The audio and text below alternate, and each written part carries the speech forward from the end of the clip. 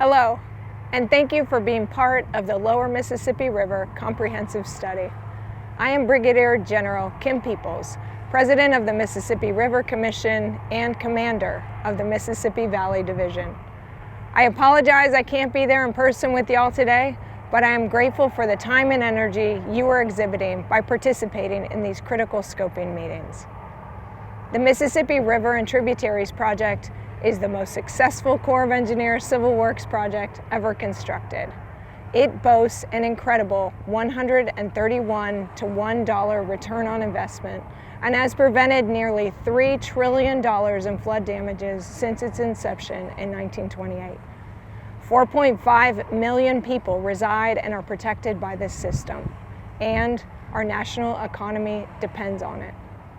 America's inland waterway system is unique in world geography and offers us unparalleled efficiency, moving goods to market both nationally and internationally. The Mississippi River and its tributaries, along with our inland waterway system, create food, economic, and environmental security. Therefore, protecting and maintaining this river and its ecosystem is a matter of national security.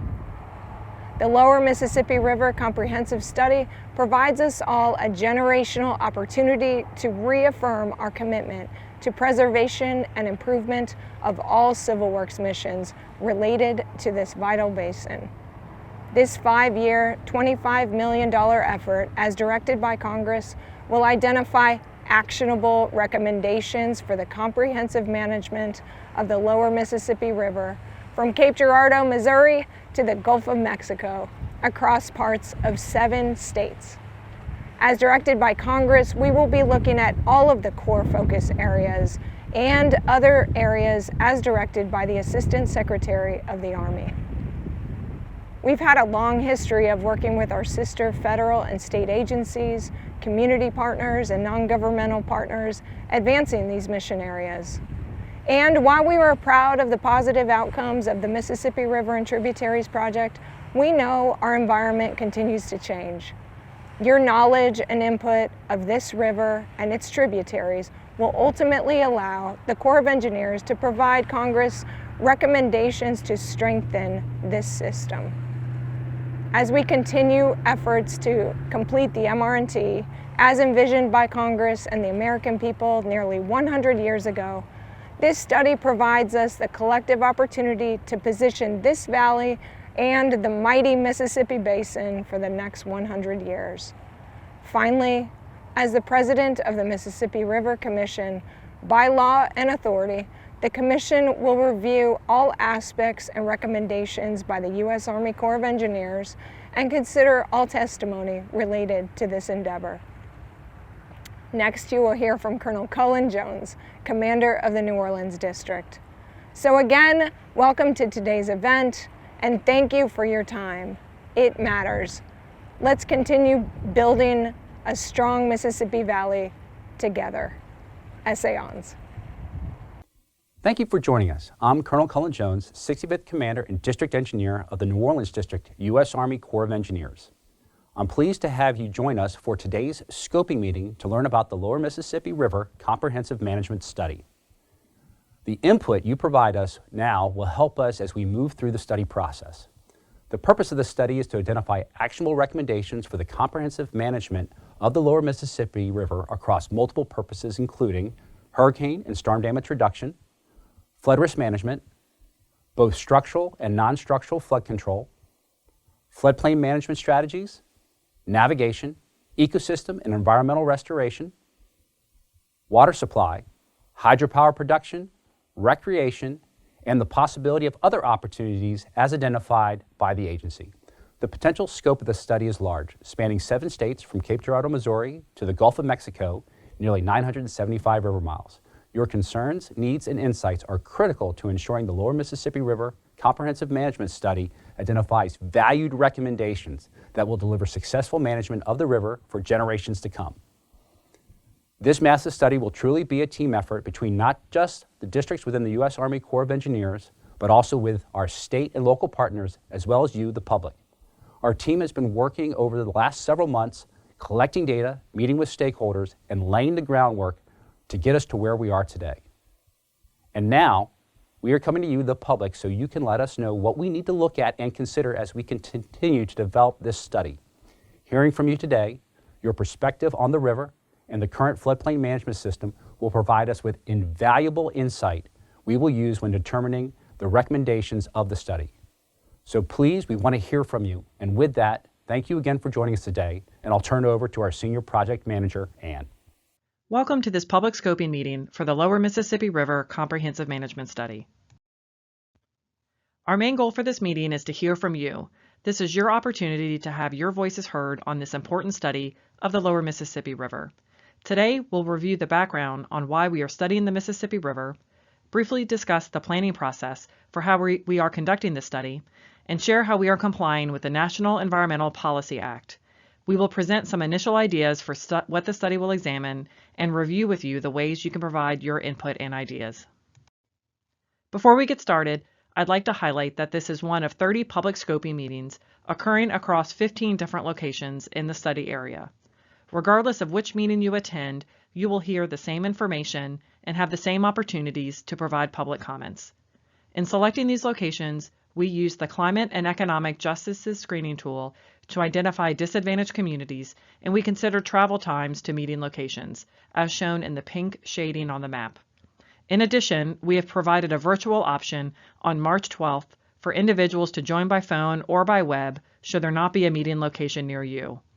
Also, the team plans to provide additional virtual meeting venues such as public libraries and community centers to allow community members the best chance to participate. So let's get to it and talk about why we are studying the Mississippi River.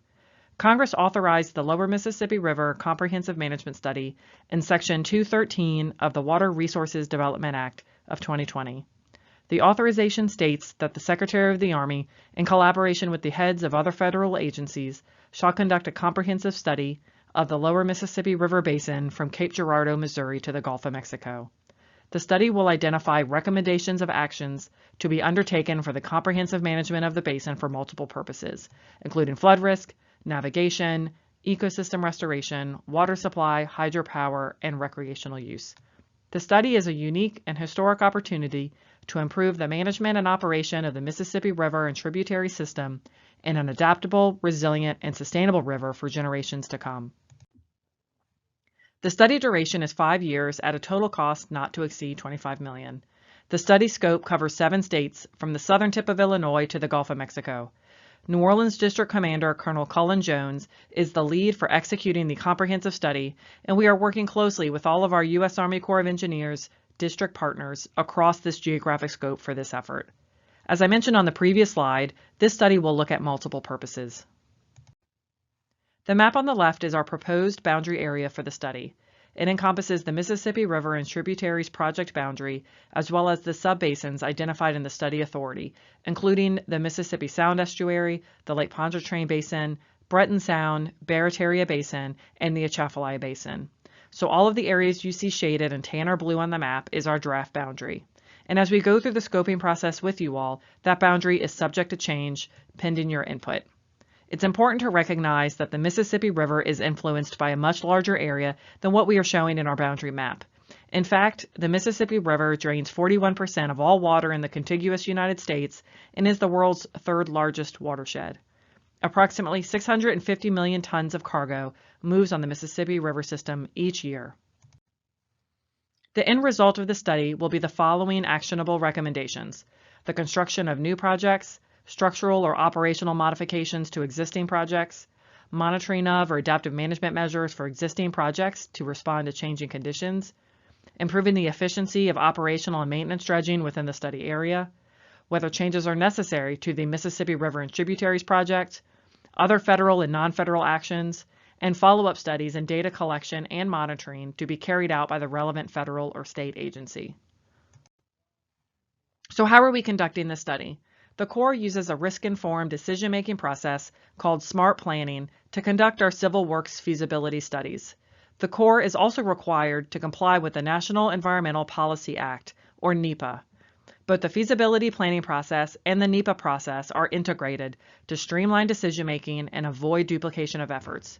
NEPA requires all federal agencies to use an early and open process called scoping to determine the scope of issues for analysis, including identifying the significant issues and eliminating the non-significant issues from further study.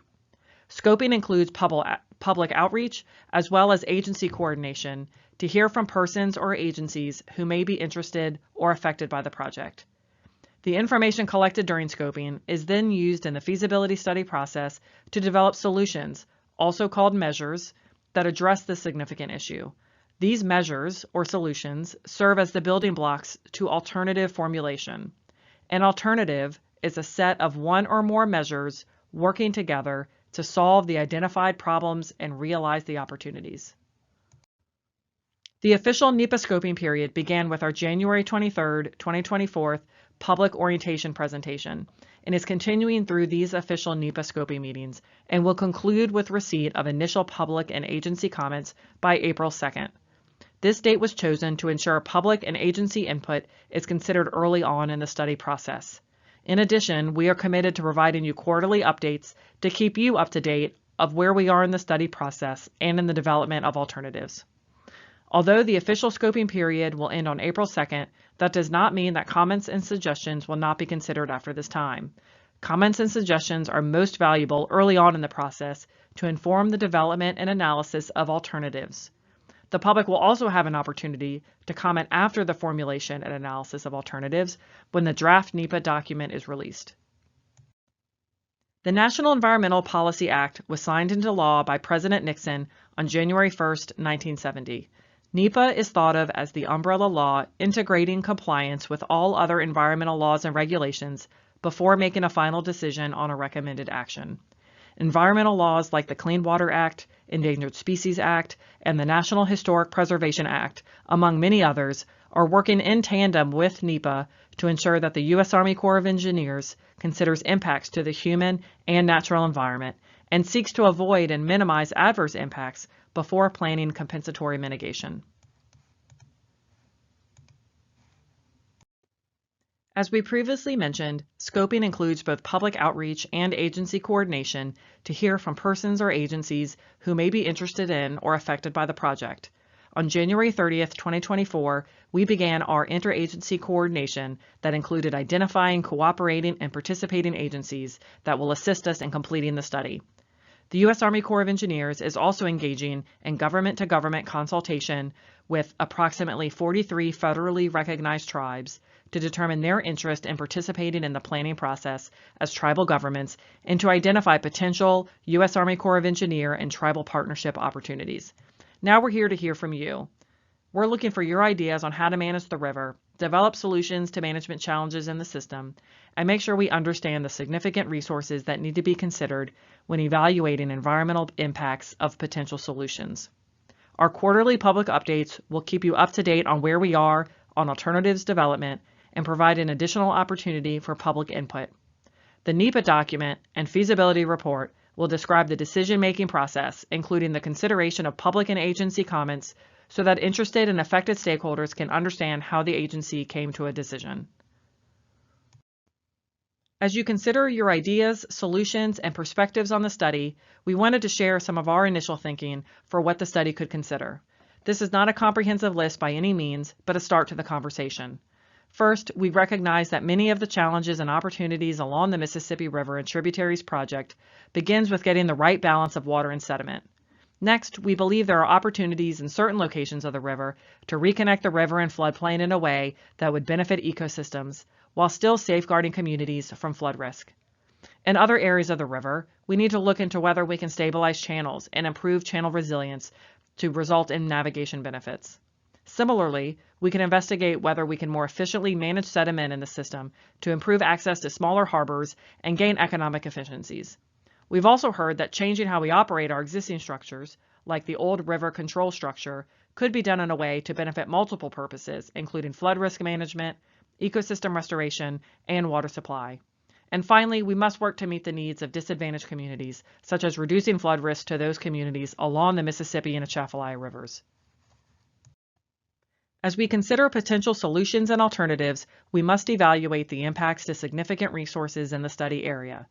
The list on the screen is preliminary and will be further refined as we move forward with the development of alternatives.